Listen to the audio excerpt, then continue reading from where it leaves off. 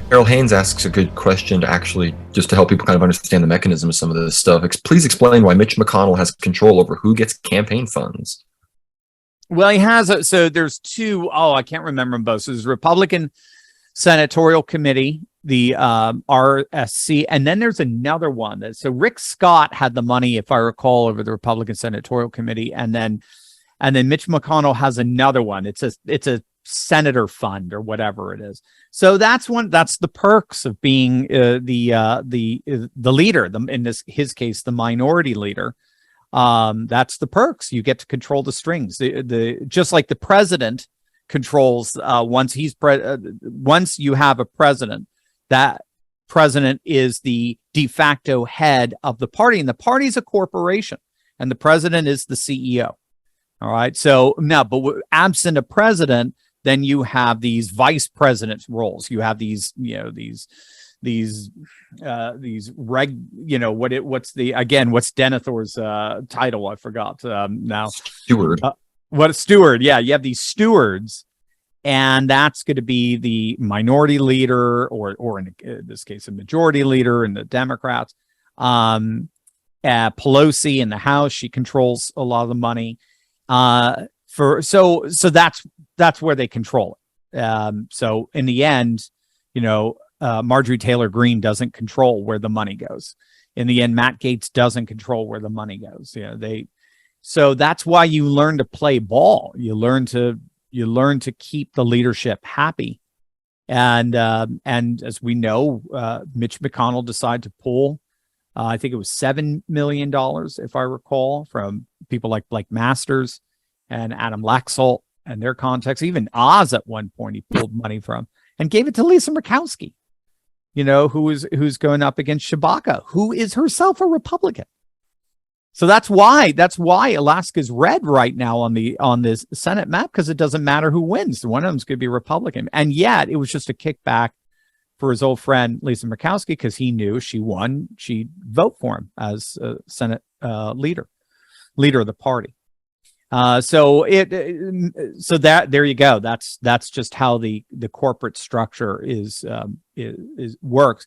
Now, the Save America PAC was supposed to route that so as to be able to support MAGA candidates. My one major criticism for Trump and the Trump administration, ground game, is he didn't have one, and he was capricious about the amount of money he gave, and he was very stingy apparently with the amount of money that he gave. He did not give a lot. I think it was only about 20%. So I think that's very, very bad, and that obviously gave the Democrats this huge, it helped to contribute this huge 3-to-1 disparity in fundraising. And that, if I make a pivot to the FTX scandal, because that's gigantic what's coming out here, right?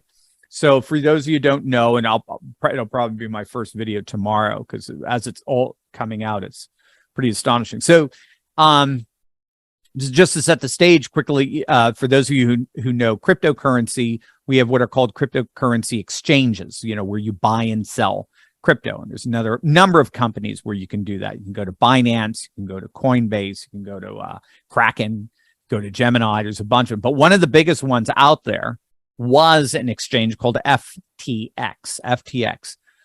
They issued what happened, the initial thing that was discovered is that FTX apparently has been cooking their books.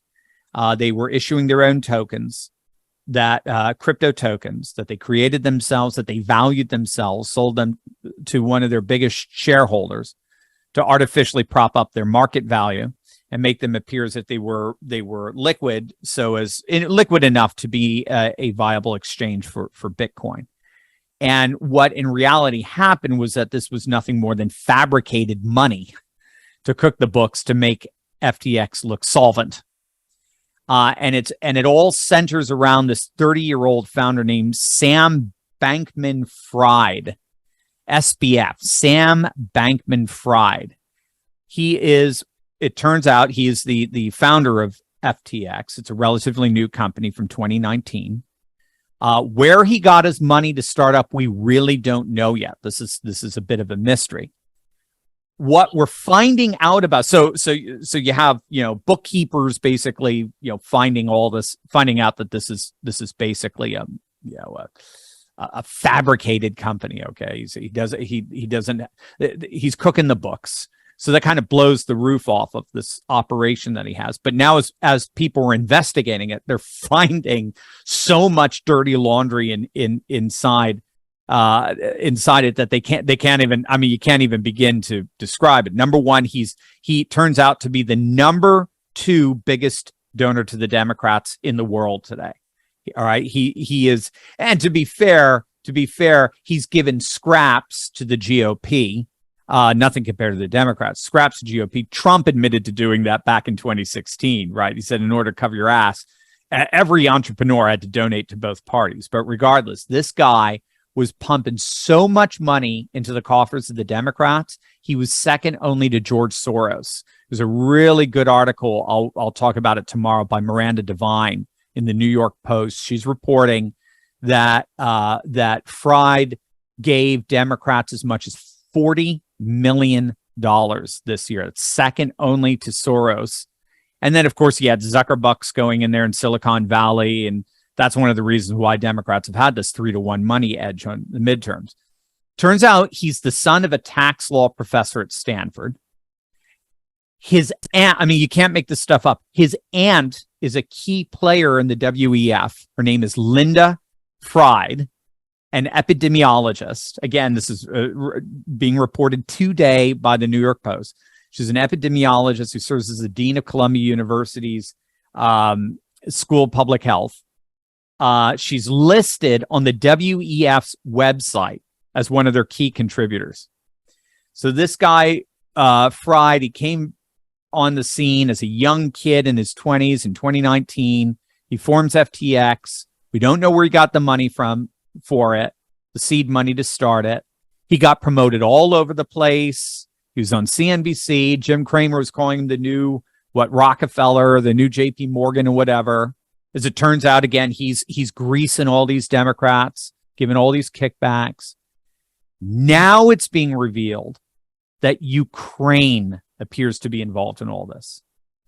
Right. So again, if you can follow this kind of craziness going on here.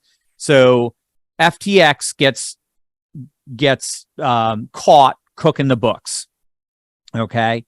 They get caught cooking the books. They're about $8 billion in debt right now. So they get caught cooking the books. The more they start looking into this company, the more we start discovering all this dirty laundry. The more we discover that this guy, Fried, who's behind it, he's 30 years old now. He's just a kid, but he was given more money to the Democrats than anyone else but George Soros. We're finding out that he was artificially propped up by CNBC and all the money channels and all the different magazines and so forth, who themselves are all Democrats and liberals and all that sort of stuff. Now we're finding out that apparently Ukrainian officials were investing in FTX. So as you know, billions of our tax dollars have been sent to Ukraine. And then, I mean, to literally double their national economy, for heaven's sakes. Then Ukrainian officials, apparently in the name of, they were saying that they were investing in FTX because FTX was the one crypto exchange platform that they decided to use, conveniently enough, to supposedly convert all this crypto that was being donated to Ukraine just by individual people around the world, so they say, donated to Ukraine for the war effort. So that justified why they would be putting money into FTX. So you're starting to see the scheme here, aren't you? So you've got taxpayer dollars voted on by Democrats and Biden to be sent over to Ukraine. Then you have Ukrainian officials throwing money back into FTX, and then you have FTX sending money where? Right back into the coffers of the Democratic Party. So that seems to be what's going on here with FTX. You've got Fried funneling money into the coffers of the Democrats. You got the Democrats funneling money, mass billions, into Ukraine. You have Ukrainian officials funneling money into FTX, supposedly to convert crypto contributions to Ukraine's war effort. And then you have FTX funnels that you have FTX funneling that money right back into the Democratic coffers. So this is a scandal of magnanimous proportions if it all pans out. Of course, the legacy medias could do nothing they're going to do everything they can to cover it up. But this is where the new Elon Musk Patriot Twitter is going to absolutely shine here. So that seems to be the massive scandal that's brewing as we speak, coming out of this election, coming out around the same time of this election.